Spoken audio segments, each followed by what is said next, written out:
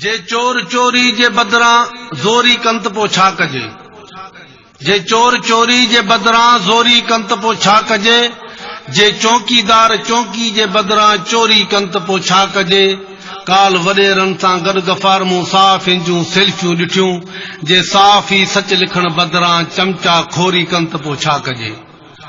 रही नाए सचाई साफ़त में बस सवन में को सचो आ।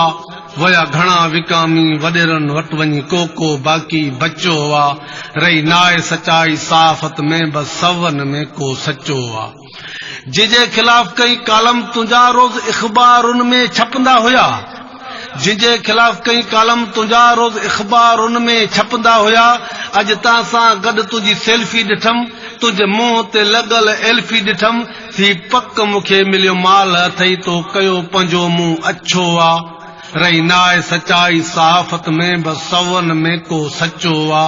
वया घणा विकामी वडेरनि वटि वञी को बाक़ी बचो आ। ग़रीबनि जा वञनि घर सड़ी सा सची ख़बर न हलाइनि था। यार ग़रीबनि जा वञनि घर सड़ी सा सची ख़बर न हलाइनि था। एमएनएन जी खंघ खे बि ब्रेकिंग न्यूज़ बणाइनि था। चमचा खोरियूं करे अहिड़ियूं पंहिंजो पाण वणाइनि था। तुंहिंजे शहर में केॾा कहर पिया थियनि को कालम न तुंहिंजो छपियो वा। थी पक मूंखे मिलियो माल अथई तो कयो पंहिंजो मुंहुं अछो आ। रही नाए सचाई सहाफ़त में बस सौवन में को सचो आ। अवाम जो आवाज़ अमानत वा। जे अमानत में कई ख़यानत वा ते लिफ़ाफ़े वारे ते लानत वा।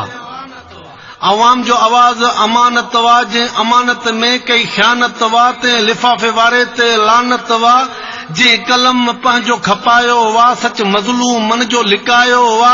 आ सच जो सो ई साथ ॾींदो जेको हूंदो हिलाली बच्चो वा। रही नाए सचाई सहाफ़त में बस सवन में को सचो वा। वया घणा विकामी वडेरनि वटि वञी को बाक़ी बचो आ।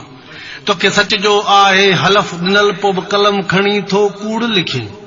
तोखे सच जो आहे हलफ ॾिनल पो बि कलम खणी थो कूड़ लिखी। तूं धुंध खे थो धूड़ लिखी। तूं रड़िन खे थो रूड़ लिखी। तूं रात खे थो ॾींहुं लिखी। तूं मात खे थो मींहुं लिखी। चबो माल मिलियो थई गंज गफ़ार तूं गिदड़ खे थो शींहुं लिखी।